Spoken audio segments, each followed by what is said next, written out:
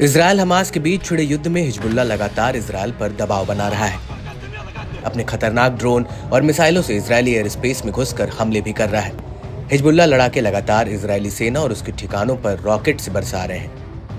Lebanon का Hezbollah भी Israeli सेना के लिए बड़ी मुसीबत बना हुआ है। हिजबुल्लाह लगातार इजरायल के उत्तरी हिस्से पर हमला कर उसे दहला रहा है। हिजबुल्लाह के ताबड़तोड़ रॉकेट, मिसाइल और ड्रोन हमलों से इजरायल में तनाव चरम सीमा पर है और अपने अभियान को जारी रखते हुए हिजबुल्लाह ने एक बार फिर इजरायल को दहलाया है।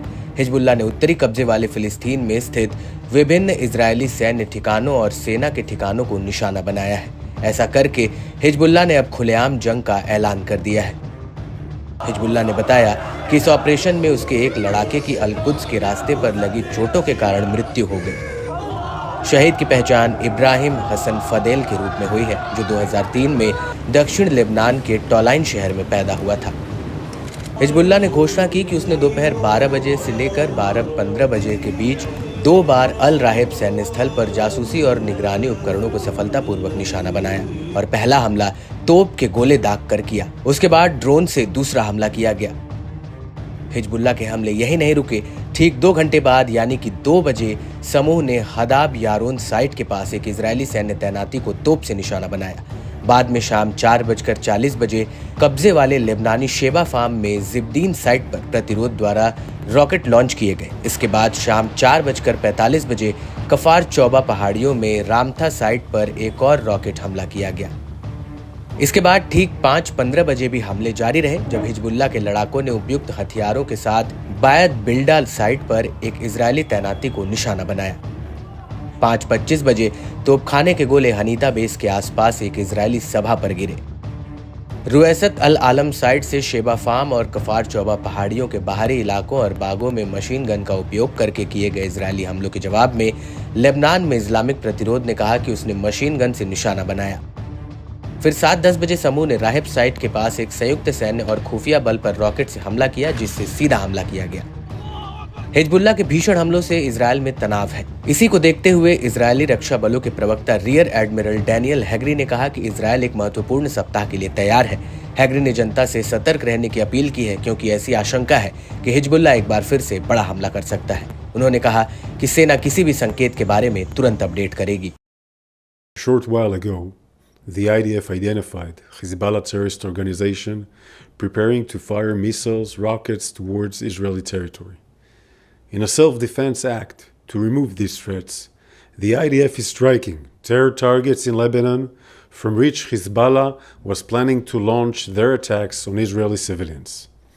This follows more than 6,700 rockets, missiles, and explosive UAVs fired by Hezbollah at Israeli families, homes, and communities since October 8th.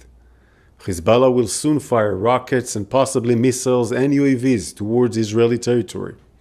We will shortly update the Home Front Command defensive guidelines for those in Israel. From right next to the homes of Lebanese civilians in the south of Lebanon, we can see that Hezbollah is preparing to launch an extensive attack on Israel, while endangering the Lebanese civilians.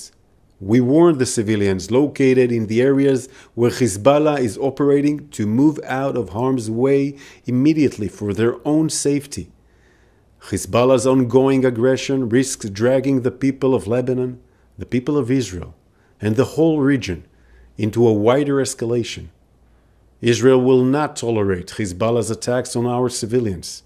We are operating in self-defense from Hezbollah and any other enemy that joins in their attacks against us.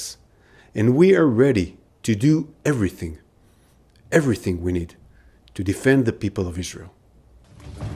ये चेतावनी ऐसे समय में आई है जब संयुक्त chief of staff के अध्यक्ष अमेरिकी वायुसेना के जनरल चार्ल्स क्यू ब्राउन ने मिडिल ईस्ट में एक आघोषित यात्रा शुरू की है, ताकि क्षेत्रीय युद्ध से बचने के तरीकों पर चर्चा की जा सके।